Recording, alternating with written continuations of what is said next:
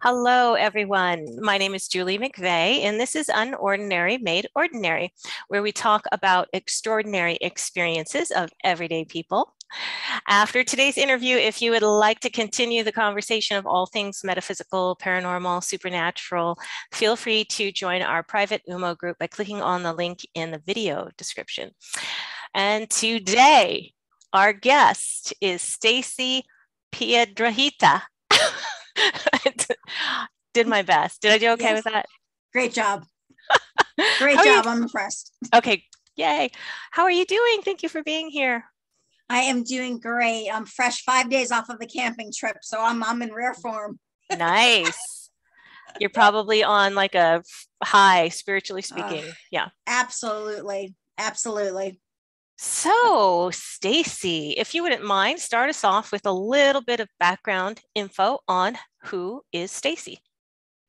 So, I am an ordinary girl living an extraordinary life because of an amazing near-death experience a year ago. I was catapulted into a metaphysical world I knew nothing about. And I'm basically just living the dream now. Nothing wrong with that. I love that title. Let's make a movie out of it. All right. Girl. Amen. So tell me, Stacey, did you grow up? I like to ask this of my guests. Did you grow up religious or spiritual? No, I did not. I had the perfect idyllic childhood until I was 9 years old. My world came crashing down on me, literally at the Jersey Shore. And I was instantly taken away from the only family I've ever known, moved to Las Vegas. And on that day, my childhood ended and I made a deal with the devil. So, yeah, so no, I was not spiritual. I ran so far away from religion. I pretty much danced with the devil most of my life. I've been a loner. But yeah, my lifestyle definitely caught up to me about a year ago. So, oh gosh. Yeah. So no spiritual experiences even during your childhood and growing up until more recently. And I mean, I tried, don't get me wrong. I truly tried. I tried going to church. I was raised Jewish, Orthodox. My grandparents were Holocaust survivors. Wow. But I didn't remember a lot from my childhood. I don't remember. My mom told me I went to Hebrew school. I really don't remember anything about Judaism. Huh. Okay. When I ended up marrying my ex-husband, I got married in a church because I didn't care. I was like, all right, I'm doing this for my ex-husband's side of the family. Tried bringing my kids to church. I tried going to church. I did everything I could. It just never really resonated with me. So no spiritual upbringing at all. No, not at all. Okay. Well, okay, then what was your first experiences of this metaphysical nature? How long ago was that? It'll actually be 4 years on July 14th. I'm a nurse. I've been a nurse. Well, I was a nurse for 27 years. I had the most god-awful, excruciating pain of my entire life while I was doing during a 12-hour shift. Okay. So stubborn Stacey drives herself home. And Okay. I went into the shower. I thought maybe it was a kidney stone. I didn't know. It was just excruciating pain. And it ended up, my whole body actually ended up shutting down from excessive stress and trauma. So I ended up in the hospital. I ended up getting discharged. I lost a lot of cognitive ability. I had a really tough time with life. I was bedridden for 2 months. Wow. Oh my gosh. Oh yeah. I called my sister and I said, I'm done. I'm done with life. I said, I don't want to be here anymore. Yeah. I said, I just want to go to sleep and not wake up. Now, understand, for me to admit that, I've grown up with suicidal ideations. I grew up with a suicidal mother, son. So suicide was always around me, was always around me. So I would never take my own life, but I was at the point where I just didn't care anymore. Yes. So I called my sister, who was goes to church. She's a big believer in Jesus. And she said, listen to a song. And I'm like, I don't want to do anything right now. I'm not listening to anything. I want to fall asleep and I don't want to wake up. Mm-hmm. She said, Stacy, just listen. Okay. I said, fine. So now understand, my trauma ended up manifesting in a humongous 9-month pregnant belly. I seriously looked like I was pregnant with 3 little triplets. Wow. I have pictures of this. It's unbelievable, how huge, what manifested in my body from all the trauma that I had. So anyway, I'm lying in bed. I picked a song and I'm just lying there. Nothing's happening, nothing. And all of a sudden, I would say about 60 minutes into it, I had the most unbelievable feeling of unconditional love. Words can't even describe it. To this day, I still can't get the magnitude of what I felt in writing. I still can't do it. My stomach goes flat, and I'm literally looking at my stomach, and I'm like, what the hell just happened? Oh my goodness. Okay. So I get out of bed, I waddle. I was so used to waddling and, watching how I'm walking. I really couldn't do anything by myself. And I said to my husband, I don't know what just happened, but I swear a miracle was just performed. He's like, did you shit out the triplets? And I'm like, oh. I said, babe, it's a miracle. It's a miracle. This is crazy. What can we know the name of this song? Maybe I don't know. Or it's okay if you don't want to share it. No, it was the Revelation song, like Holy, Holy God Almighty. For some reason, so it's God not like a band that we would know or something. Okay. No. It's a Christian. I guess it's a Christian group, but it is a Christian song. Okay. And she's like, just try this. Okay. All right. So it's praise, worship kind of a song. Yeah, uplifting. Cool. Uplifting, right. Very like all about the Almighty God. Gotcha. So I listened. My stomach goes flat, and I was like, a miracle was performed. I go back to bed, and it gave me enough of a spark 4 years ago to say, whatever that was, I will do whatever it takes to get that back. And that was my first taste there's something out there that you will not be able to comprehend, but oh my God. Literally, oh my God. Literally. That's all I can say. Yeah. Whoa. Okay. That was only 4 years ago. Yeah. July 14th will be 4 years. So did you immediately start going to church, or did you start praying? Did you start meditating? What did you start doing? Girl, I went into the Jesus bowl of Fruit Loops. Like I silly dove right into the Jesus bowl of Fruit Loops. Oh yeah. Okay. Oh yeah. Now you have to understand though, I am someone who, it's like black and white with me. I go all in. So I can relate. Yeah. I mean, I have that type of personality, very addictive personality. I just go all in. Yeah. And now understand, I was still recovering. So I was able to start listening to more worship music. I wasn't able to drive yet, but I started looking at things a little differently. I couldn't go to church yet because I was still recovering. So the day I was finally cleared to start driving again, I literally Googled on my phone, big church near me. It's funny. Big church. Not little. Not little. I wanted one of those mega churches. Yeah, I gotcha. A big mega church. What town or what state is this? North Carolina. North Carolina. Okay. So we're in the Bible Belt. So they're every one on every corner. A lot of options. Yeah, lots of options. So I ended up driving 10 minutes away to a non-denominational church. I sat there like a sad puppy saying, I was told to come here and I don't know why. The poor guy was a security guard, and he's like, I'll let you talk to one of our pastors. So by the time I ended up talking to this guy for 2 hours about his story. And I was like, oh, there's a lot of coincidences. Maybe there's something to this. Maybe what I'm missing, the big picture. What am I missing? Maybe this is where I'll find it. Yeah. So I started going, and I actually started going religiously. I found a community, went every Saturday until COVID hit. Wow. Okay. So you were there. Girl, you were there for a while. Oh, every week, every Saturday. Okay. Church and dinner with my friends. Yeah.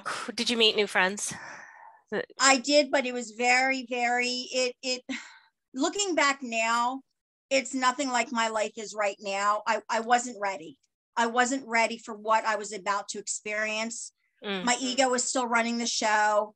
I was, it wasn't the right time for me, but COVID, I know so many people say, COVID ruined their life, but to be honest with you, COVID truly saved me. I was forced to stay home. I stopped going to church. And I really started to do a deep dive into what I wanted and not what everyone else told me I should do. And all this time, your stomach is staying flat and no symptoms. So I've been hospitalized 4 times now since then. And every time my stomach blows up like a balloon. And it turned out to be, I have something called mast cell activation disease, which is a chronic illness. It's one of these invisible, debilitating illnesses. So basically, I'm allergic to life, stress, environment, certain foods throw me into anaphylactic reaction. So 4 years ago, I started developing symptoms, but no one could put the pieces together until I was able to figure out, after all the crap that I went through with the hospitals, the root cause to everything was my trauma. So, and I have a condition also called SIBO, so it causes abdominal distension. But I notice when my body gets to a point where it's about to shut down and my body cannot take anymore, my system shuts down. I start getting severe brain fog. My belly gets full. I'm swollen. I got the joint pain. It was misdiagnosed. I wonder if, I was thinking someone might diagnose that as, fibromyalgia or some kind of autoimmune. Been there, done that. Fibromyalgia, lupus, rheumatoid arthritis, all the typical autoimmune. But the whole root cause was my trauma. And as soon as I started understanding my trauma and who I really am, which thank God for my NDE, it all makes perfect sense now. It all makes perfect sense. Well, I would love it for you to sort of walk us up to and through your NDE. How long? That was April, right? Last April? April 24th, a year ago. Okay. Yeah. So this was my 4th hospitalization. They couldn't find anything wrong with me. And it was probably the end of March. My husband and I were hiking. I was feeling good. I was put on Plaquenil for lupus. I was misdiagnosed, but I was feeling better. I was functioning. Job I loved. Everything was going great.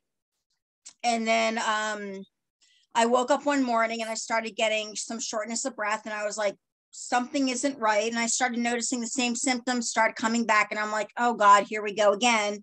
Because it had been almost a year and a half since I've been in the hospital. I was doing really, really well. Man. Yeah, out of nowhere. And I was like, come on. But anyway, so go to the hospital, 4-day visit. Can't find anything wrong with me. I've been down this road before. Okay. Yeah. The next hospitalization, I get worse. I'm now on 3 cardiac meds. I don't have a heart condition, but not only am I diagnosed with like lupus and RA, cardiac issues as well. No one could find anything wrong with me, but I couldn't get out of bed without my vital signs, my blood pressure going to stroke level. It was very, very scary. Couldn't breathe, couldn't really talk. It was a really rough couple of days. I was at the point of requiring 24/7 care. And the morning of April 24th, I was getting really, really bad. And I said to my husband and my daughter, I'm like, the next step is oxygen, walk. I'm like, this is just, I don't want to live like this. I just don't. But for some reason, I was not afraid. Oh. Okay. I had the most unbelievable feeling of inner peace come over me that I said to my husband, I'm a writer as well. And I said, look, something happens to me tonight, get my journals out. He's like, what are you talking about? And I'm like, just promise me that. Just promise me that. So anyway, I fall asleep feeling again, at peace. Were you thinking, I'll go to heaven, whatever happens? Did you believe in heaven and hell at that point? At that point, I didn't know where I was going, but I knew I had done enough work on myself to know I wasn't going to hell. Okay. It's like, I've been there all my life. I deserve something better. I've lived in hell. I deserve something better. So I remember waking up, and up until a couple months ago, I truly believed it was a dream, but it wasn't. I woke up 3 a.m. and I remember seeing lights and the most magnificent feeling of unconditional love, kind of like the same feeling I felt 4 years ago. It was the same feeling. Okay. It was that same overwhelming waterfall of love that you can't even put into words. I met God that night. I did not see who he was, but I heard him talking to me. I didn't see his face. I asked him all of the questions. Why was my life so bad? Okay. Even though it didn't look like it on the outside. I'm like a chameleon. I had a mask on, I was able to cover up a lot of my trauma. And he told me who to bring back into my life, and why everything had to happen. So literally that night, I put all of my puzzle pieces of my life together to bring where I'm at that moment in life. I realized why I became a nurse, because I'm like, why? Why? I'm not the type of nurse that loves the trauma. I don't, I'm like, I'll stick your IV and then I'm running out of the room. So I wasn't like an adventurous, like I was more the nurse that I loved it. I was an oncology nurse, pushing your chemo and having conversation with you. Yeah. Yeah. That's the type of nurse that I just enjoy. And that's unfortunately unrealistic in healthcare nowadays. But I met a couple of other people that night that I didn't understand. I met a couple of people that are now my spirit guides. Oh, okay. Yeah, looking back now, because I truly started talking about it probably a couple months ago, because when I first had my NDE, I knew something radically changed. Oh, and that's the other thing. I shook my husband up when I woke up and I said, I'm going to be healed. He's like, you're half dead. Seriously. I'm like, I'm going to be healed. And it was, and literally 11 days later, I had surgery to save my life. And ever since then, my life has been a constant, miraculous, magical existence. So that evening, you fall asleep and you said you woke up in this realm. Magical. So when you came out of it, then you were in bed. I was in bed and I shook my husband and I'm like, I'm going to be healed. Okay. So so you had never had lucid dreams or out of body experiences before this time? Hell no. Okay. So you're in this realm and did it feel, obviously it didn't seem like a dream really, like your other dreams, because you have at least remembered some of your dreams throughout life, I'm assuming. Yes, it was never, this was more like a fairy tale. This was more like I walked into the most magical fairy tale at Disney World as a little girl that you can imagine. Were your senses, I'm asking you this because it's a common theme with NDEs, were your senses heightened, like visual or hearing or just sensing? Like everything.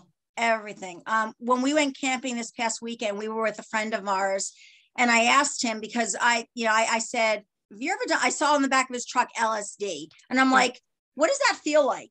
Yeah. And exactly what he felt like, I'm like, yep, that's exactly, that would be. And I never done that, so I don't know. But basically what he explained to me, I guess, would be something like an LSD trip. Gotcha. Like a psychedelic. I've never done mushrooms, but after talking about it this weekend, I'm like, wow, yeah, that's pretty much what it was like. It was like a magical journey. And a journey. It's a good word for it. Yeah, it's a totally different realm. It's not, I wasn't in reality, but yet, like you said, my senses were so heightened. You were totally conscious and lucid, just like we are right now, or maybe more so. More so. And now that I can access that anytime, I'm consciously aware. The whole time I've been consciously aware. I just didn't realize it. So now you can go into that realm during a meditative state, altered trance state. When? Can you go into laughing, certain music. It brings you there in a conscious way or in a memory way, if that makes sense. Well, I remember the feeling. So not only do I think about it, I remember the feeling of what it felt like to be in that realm. And I'm also a Kundalini. I teach Kundalini meditations, so I can very easily access into it. It's, again, it's very, very magical. Again, like I told you before, I just started speaking about it because when I came out with this, people were like, you sound nuts. I'm like, I know. I know. But you know what? Give me the Fruit Loops. Give me the Fruit Loops, because in this realm, there is no pain. There's no anxiety. There's no depression. It's love, love. I feel like Oprah when I'm in that realm. Seriously. Were you feeling like a solid physical person? Yeah, absolutely. You did. I can literally be in pain, let's say abdominal pain with my mast cell activation disease. And I'm so consciously aware through meditation, I can bring that pain level down to a 0, where I no longer have to take a Tylenol or whatever. It's amazing. Well, before I ask you more about your journey since the NDE, it sounds like a lot has happened. Yeah. During those moments with this presence that you're sensing, it's God. So would you say like God, the creator of all things that we are familiar with or in existence? Is that how you? The easiest way I would explain it, because, I would say one with divine consciousness, like one. We are all one, one creator and just the whole magnificent universe. So yeah, a God of my own understanding. Did you, what did God say relating to why was your life so difficult? What because was the answer? I'm meant to walk others through that path. To help others with the same kinds of trauma. Exactly. Okay. Yeah. And did you come back willingly or kicking and screaming, or was it your choice? I tell everyone I spent 90 days in heaven, because I spent 90 days recovering. I was off all social media pretty much, except, expanding my knowledge, reading up on inspirational leaders for 90 days. And I was just in such a healthy mindset that I was like, I'm good. And the minute I went back to reality, tried to go back to work, everything fell apart. I was like, no, I want to be back in that world. Seriously. I was like, because everyone's falling apart. Everyone's depressed. Yes. Look at the state of the nation right now. Yes. Well, I can't, unfortunately, the other thing is, yes, I'm a very empathetic human being, but I have a way to block my emotions off and put up a wall. And I wasn't the most empathetic person, but right after my NDE, oh my God, I felt the weight of the world on my shoulders, and the emotional pain was truly, it was too much. It was just too much, because I saw how good it could be. And I was like, I didn't want to come back to this. I didn't want to come back. So. Well, can you share anything, if you learned anything about maybe the big question? Why? What's the reason for all creation? I believe, and I was told, we all have a purpose. We all have a purpose. If all of us could truly align with our souls and forgive all the shit that has happened to us in our entire lives and stop being a victim and held ourselves accountable, we would all be living a life beyond our wildest dreams. Peace, harmony, help your neighbor, uplift. There is no competition. When you're aligned with your path and your purpose, women uplift each other. There's no competition. You and I are doing the same thing. What can I do to help you? It works both ways. Yeah. You do things without expecting anything in return, but there's, just be kinder, more compassionate, give more of yourself. And I've always been that way. As a nurse, we truly do give selflessly, because we have jobs, people's lives are on the line, and I learned that I was living a very selfish life. But now, after my NDE, I was like, I deserve to be selfish. After what I've walked through in this lifetime, right now, I'm at the point a year later that I'm like, I'm ready to do what God asked me to do. But I tried doing it too soon, and I bit off way more than I could chew. Well, overachiever. Oh, yep. Did you learn anything about reincarnation, or do you have any beliefs about that? So I have not really. So I get all my information obviously from the source that I'm connected to. So when I watch certain things and I listen to certain people, I'm like, I feel like there's a lot of misinformation being thrown out there. Shit, I forgot your question. Reincarnation. I'm just curious. It's a common question for. So past lives, I didn't want to get involved in. I really didn't want to know, but I did find out that our souls live forever. So, okay. One soul. Multiple lifetimes, absolutely. But Okay. for me personally, I did not want to go back and find out what happened to me 10,000 years ago. The only thing I did access my Akashic records. Oh, That intrigued me. okay. And it aligned with everything, God told me. So how could I not believe that this stuff is true? But I see why certain things are like deja vu, and certain things like, why do certain things trigger me?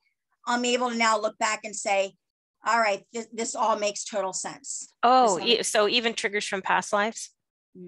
Gosh, we have a lot to deal with. But you know what? I can, free will, I can pick and choose.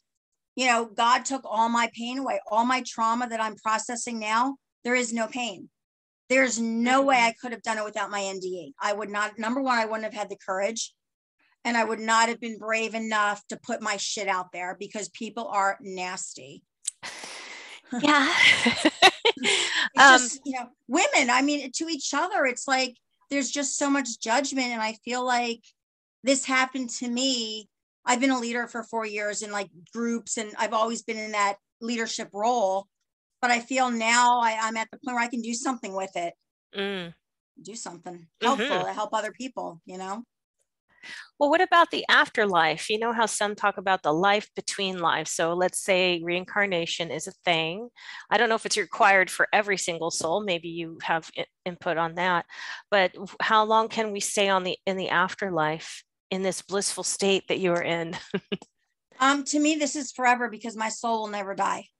So I actually live heaven on earth. Like when we went camping this weekend, I connected with God. I couldn't connect to God in a church, but I connected to God in nature. And oh my gosh, the heaven that I see right in front of me, like heaven is right in front of me. So I know wherever I'm going, it's going to be multiplied by 10,000. If life is this good on earth, I can only imagine how amazing it's going to be when we're a soul and we can come back and help people. Like now that I'm one with this metaphysical world, death no longer scares me. Whereas before, as an oncology nurse, I'm sorry, I didn't know where we were going. I was like, this is it. There has to be more. And, knowing that I can now contact my grandparents, my dad, other people that have passed away, there's no fear for me. None. So do you make contact? Now, did you come back with these mediumship abilities?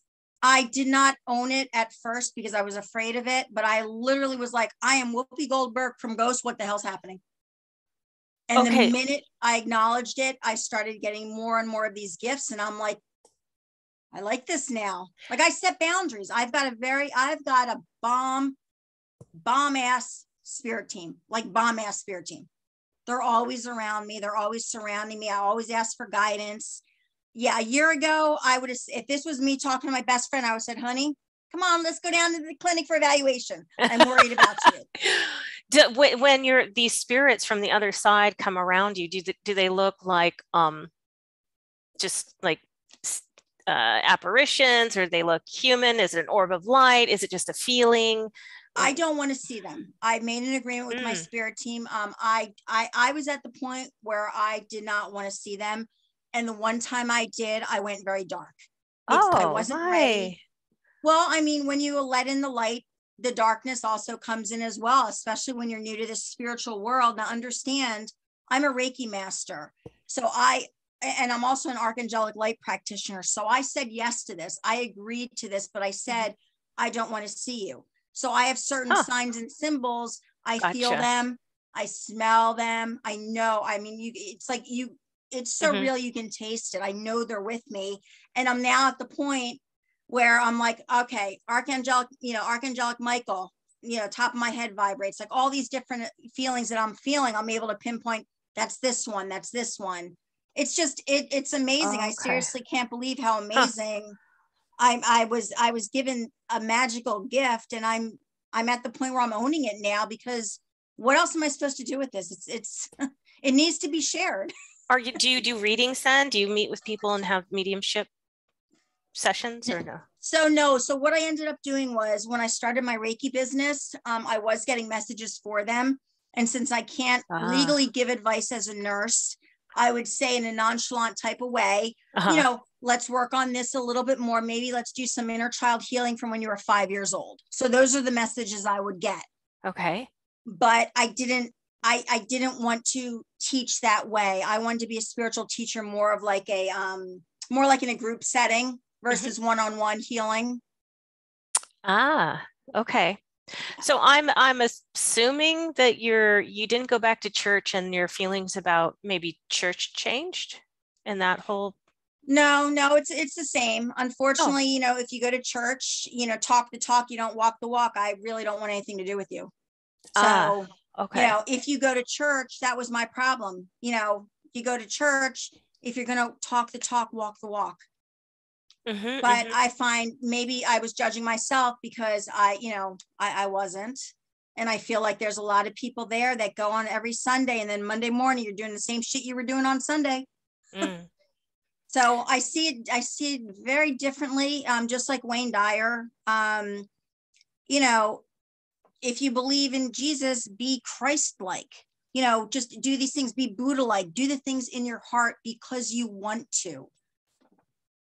But not a lot of people understand that to have this connection with a higher power, if you do not feel it in your heart, there's a whole world out there for people that if they're willing to open their mind just a little bit, have a fear of the unknown, but go in there like, can this teach me something here? What can I learn in this moment? That's what really changed everything for me. I opened my mind and I said, all right, Jesus, Buddha, Allah, whatever, just do better. Do better.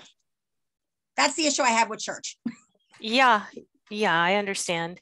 And so I'm just curious if there were other questions that you asked while you are in this space with God, such as maybe did he give you any indication on the trajectory of the planet Earth, humanity?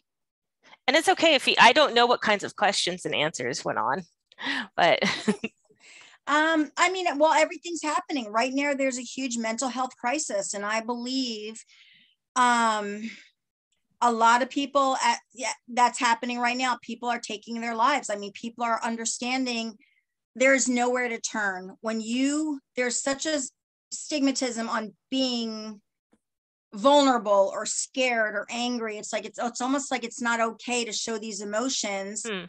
And I was like the queen of it. It's okay, I got this shit, I don't need anyone, but I feel more and more people are going to be coming forward with their stories, and if they don't have the love and support from family or really, really close friends, it just makes me sad. I see where it could head, but I feel like enough people right now are being called to uplift humanity through their stories because of the shoes that we walk through. There's a huge paradigm shift happening, and if I can do something to help that, I can.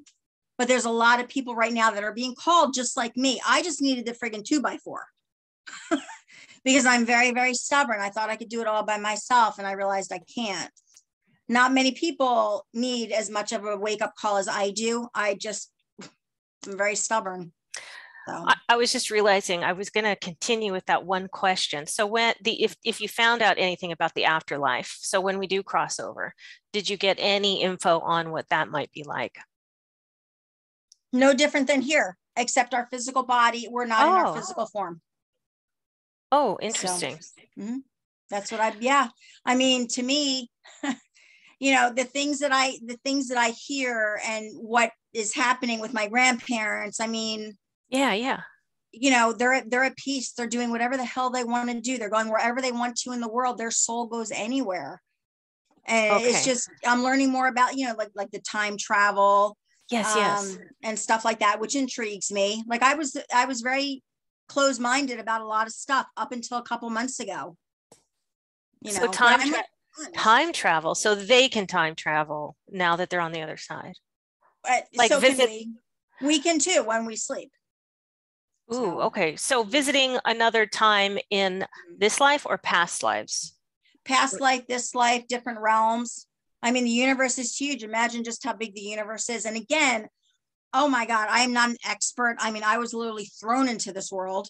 So there's so much I'm learning about. All I can talk about is like my story and what I've seen, but I'm learning more about time travel because I'm open to it. I'm learning more about, the different realms because I'm open to it. I learn more. I feel like every day I'm gifted another day. I evolve more and I grow more in my spirituality. So I'm so basic. Like I'm really, truly basic, but I'm so passionate about learning more. I just want to know more and more about what intrigues me and having fun. I'm having so much fun doing it because the night that I almost died, I believe my ego died that night. I was able to look at things differently. So I'm like, thank you. It was the most magical night of my life. I mean, my ego died that night. So. Do you want to talk about you said just recently you had another experience, and it was a little dark, but we don't have to if you're feeling like not ready. No, that's fine. No, that's fine. So with my mast cell activation disease, understand it took 17 years to get this diagnosis. I've had debilitating symptoms for 17 years, severe anxiety, severe fatigue, severe depression. It was also from PTSD, but I also had breast implants. So the breast implants were also causing toxic buildup in my body. My body was rejecting them. So when I finally figured out I had mast cell activation disease, I got everything under control. I know what I had to do to avoid triggers. Okay. So I had my protocol, which is literally word by word what you have to do when someone comes into the hospital with mast cell activation disease, who's in a crisis. Okay. I had the paper in my hands. And so I started getting really sick when I went back to work. I was being exposed to chemicals and it was really tough when I went back to work. So I was out of work. My allergist said I was out for 2 weeks just to calm my body down. So I went to the ER where I was at the hospital last year for 8 days and it was packed. And I'm like, my throat is closing up. You walk in, my throat is closing up. I have chest pain. I can't breathe. All right, have a seat. Okay. And I know how to calm my body down, the whole, fight or flight. I was like, all right, stay calm, stay calm. Good. 15 minutes later, I'm struggling here. And I said to my husband, get me out of here. He's like, what? I'm like, take me out of here. So we go outside and I said, call 911. So he calls 911 from the hospital. And they're like, well, you have to be off the hospital premises. Oh my goodness. Okay. So my husband, here I am struggling to breathe, puts me in the car. As soon as he gets out of the parking lot, he calls 911. By the time he called on the phone with them, I go into anaphylactic reaction. He has to give me my EpiPen. No, swear to God, it gets worse. And as a nurse, I'm like, oh, you messed with the wrong nurses, bitches. I was like, you messed with the wrong one. So anyway, he gives me my EpiPen. Paramedics show up. They stabilize me. We go back to the hospital. I'm in the ER for another 2 hours with chest pain. Finally, I get seen. And I say to the doctor, this is my protocol. Will you follow this? Well, the nurse takes it, brings it out to the doctor. So the doctor comes in. He's like, well, we can do some of this, but whatever. So I started coughing again. So on the protocol was to give me IV Benadryl, because usually that's what you do in an in a reaction. You give IV Benadryl. Sure. Well, the nurse pushes it too fast. They didn't do what they were supposed to do, and my throat starts closing up again. So as I'm struggling to breathe, thinking that this is it for me, I'm looking at my husband, helpless, with nothing he can do to save me. And I was like, I seriously can't believe this is how I'm going out. And then that's all I could remember. And luckily, 10, 15 minutes later, after like 8 people came running into the room, they were able to stabilize me. But I was furious. So it knocked me back because I'm doing some deep healing. Like I agreed to do my healing when I had my conversation with God that night. I knew I had a lot of healing to do, because how am I going to teach this if I'm still, sure, recovering? I mean, I don't have to be perfect, but I still have to acknowledge that it knocked me back. It knocked me back quite a few months. But yeah, it was awful. It was like nothing I'd ever read, because I was like, all right, my ND was the most magical night of my life. This was awful. So I don't know what that was, but all I remember was I was on my way out with my husband watching me die. But you didn't go to the other side, or you didn't have an out of body or experience in that one. I was pissed. You were just left. Like, I was just left and neglected. Yeah. So that's caused a little bit of trauma as well for you. Just the idea of like, wait, why was I left here to experience this So, without any? well, Because your so guide, you had known your guides at that point, right? right. So what happened was when I had that experience, I feel like when I came back, I was told I need to be more of an advocate, Hmm. show people what not to do, that the healing powers are within them. Okay. That's the only thing I could come up with because it Huh. was negligence on so many different accounts. Right. The doctor, the nurses, I'm like, all you had to do was read. W- All you had to do So was read. can you tell me a little bit about your guides? Are they all like humans have Mhm. spirits who have been human before, or angels or ETs? We didn't even talk about ETs. Did you meet any? Do you know of any of those? No, I'm really not. That was something that really, Wasn't part because of your experience. So yeah, your it guides are, or do you have any angelic guides and human guides? I've got both. Yeah, I've got a Both. whole team. I've got archangels around me. I've got angels, and I also have a couple of oncology patients that have passed that are my spirit guides. Oh my goodness. Here's the coolest thing. Wow. This is and another reason why I'm like, all right, I'm obviously meant to teach this stuff because I documented every step of my journey. So I would say about 2 years, I don't know how many years ago, I came across a post about a girl who was diagnosed with breast cancer. And I followed her story, but I found her story after she had passed away. Oh. And I wrote a post saying, if I'm ever sick, I'm going to be like this girl, Rachel. And she is one of my spirit guides. Oh my goodness. Interesting. Yeah, that Hmm. day was crazy. I was like, what the hell is happening to me? But again, now that I'm looking back, I'm like, there's a whole world for people to open up to if you Hmm. just open your mind just a little bit. Just a little bit. Well, that's one of the things I was curious about. I like to ask, do you think people can learn some of the things that you're learning now, this mediumship, these Reiki abilities, healing abilities, psychic things, or do you have to have an NDE to have these? No, I believe, and that's why I believe it happened to me, because technically I was all about laughter, gratitude, and positivity. I did not need this NDE. I did not need this. I teach people that you have the power within your mindset. Change your mindset. This is what I teach people. Hmm. Hmm. I think anyone can do this. For the psychic abilities, I don't know. I do believe that there are certain people that are chosen that are more enlightened than others. Meaning that it's not easy that people can go throughout their entire day without having your ego involved. So after my NDE, I also had a spontaneous Kundalini awakening. Oh, okay. I did You not know, know that. What that was was more that intense than like? my AD. That was horrible. I shed more layers than a snake. I was in such a dark night of the soul, but I was shedding Whoa. layers. In order to transform, if you want to go deep, you're going to have to do some deep healing. What brought that on? Were you sleeping? Were you meditating? Were you just having a bath? Or what was going on? I was watching Ted Lasso. Oh, Yeah. really? And it just came on. And then what happened? Did you? So what happened was I was led. So after I had my NDE and the magic truly started happening probably in June. I started getting really weird signs, a lot of Hmm. numbers, a lot of things Oh, happening. okay. Yeah, so I started getting into numerology a lot. Hmm. Hmm. I learned about my life path number, and I noticed things were changing with me. Um, but see, but that's the problem. It's like when you start talking, I forget. I get so scatterbrained. I forget. I have to write things down. Oh, that's okay. So numerology, Oh, signs, yes, synchronicities, it sounds like, and then everything was a happening. Kundalini experience. When was the Kundalini? Kundalini was in October, so I was led. Okay.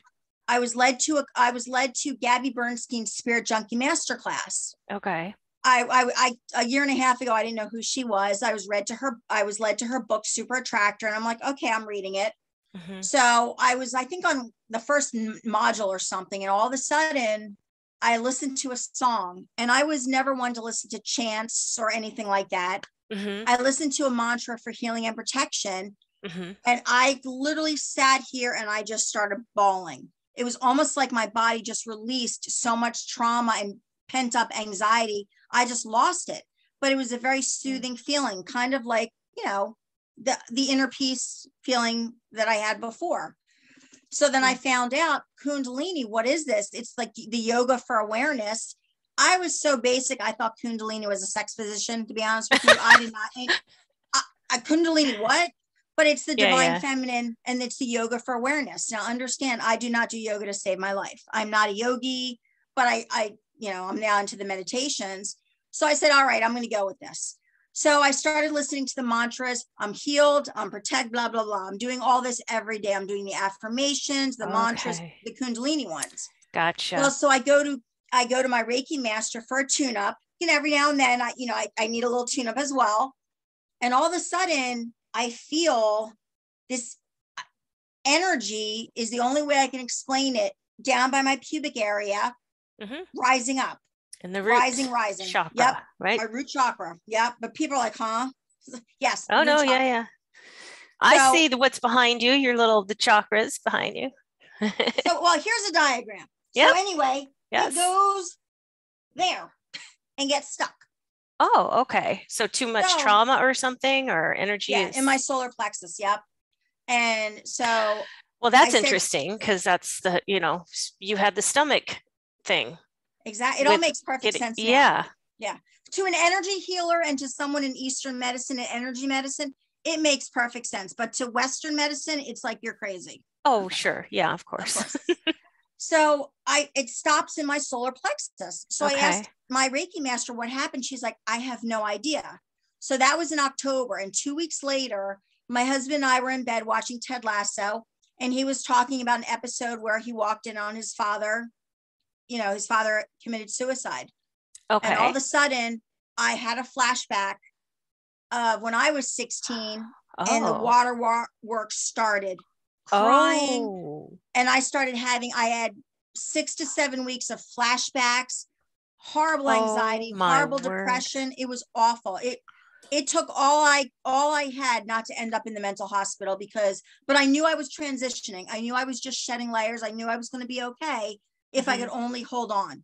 Girl, there were days I was like, I'm done. If it wasn't for my husband, I would not be here. Good support system. Was that so that evening, did you feel the energy move through the solar plexus, or no? No, you didn't. That I finally was able to unblock in the woods on New Year's Eve.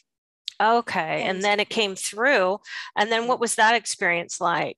Was it comfortable, or?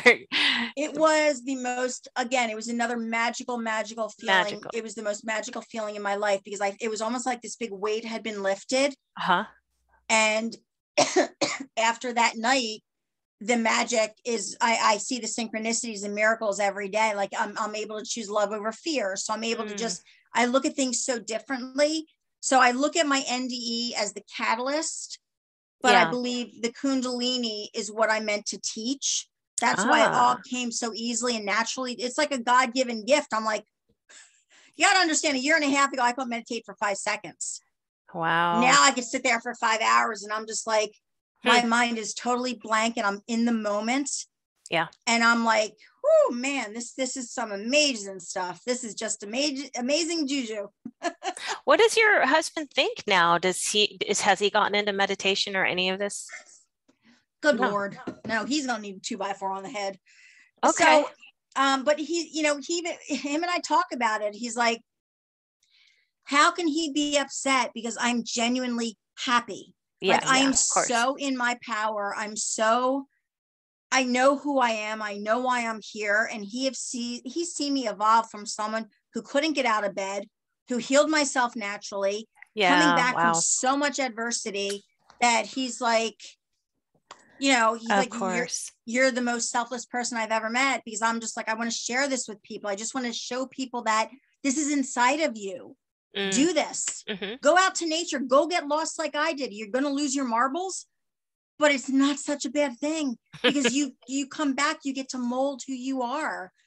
When you have that connection with your own higher power, you co-create beautiful, beautiful things. Beautiful things. Oh, well, Stacey, I can't believe we are already getting to that time where we're kind of running out of time. So I don't want to do that until we kind of share maybe current projects you're working on and how listeners can contact you, any links, and I'm going to put all of this up in the video description, but I'd love for you to share.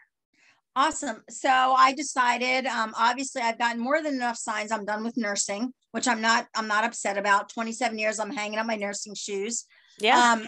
I'm actually going to start doing some speaking engagements. I'm doing some book signings. I'm doing some podcasts just to get my story out there. Wow. Right Oh, now, you mean, yeah. Yeah. I was thinking you started a podcast, but no. Okay. Yeah. So while I'm in the process, so I have one with Brian that it's unfiltered, and we call it Snowman and Ice Queen. We're melting the stigma on mental health. He's a sportscaster. So the two of us, he's actually a pancreatic cancer survivor. And between the two of us, we're just talking about shit that no one wants to talk about, that they're afraid to talk about. Yeah. I'm going to be setting up my own podcast, but right now on my Facebook page, I'm no longer doing the Reiki business. I've got a couple things lined up, but I'm just going with the flow, and I'm just trusting whatever opportunity is going to be right for me. That's where I'm heading next. So I'm leaving it up to the unknown. Book signing. Do you want to share your book? Yes. So it's Intuitive Speaking Her Truth. I was asked to be a co-author in a collaborative book with 24 women from around the globe. We all found the light in the darkest of places. It's all about spirituality, no religion at all. It became a bestseller. So yeah, Intuitive Speaking Her Truth on Amazon. I'm also right now writing my memoir, which is going to be coming out at the end of this year, along with the children's book. Oh, so I've got a lot of projects that I'm working. I feel like I've got a lot. I've got some big plans. Wow, that's fantastic. Yeah, you are busy and just enjoying life. Loving life. I'm having fun for the first time, and I'm loving life. Loving it. Well, before we sign off, I do like to leave my guests with the last sort of words of whatever, encouragement, wisdom, something on your heart, something you just felt like, oh, we didn't talk about this, and I wanted to share this one last thing. Mm-hmm. Oh, gosh. We've already talked about so much, but yes. I've spent so many years blaming myself for shit that was out of my control. And I blamed myself for stuff that I had no control over. And that led into my adult life. And if I could tell anyone to just truly learn to love yourself and connect with your heart and your soul, and whatever you want to do, if there's a passion inside of you, as ridiculous as it sounds, just do it. Forget the friends, forget the family, because they're going to tell you you're crazy. Just do it, because the right people will show up. And it's just a beautiful way to go through life when you truly step into your power and speak your truth and just realize why you're here. So find yourself. Definitely find yourself. So. I love that. And I love that speak your truth. Just go ahead. Gotta. You're going to lose a lot of people, but you know what? The right ones will come back into your life. 1000%. So. Thank you so much, Stacey, for hanging out with me. This has been fantastic.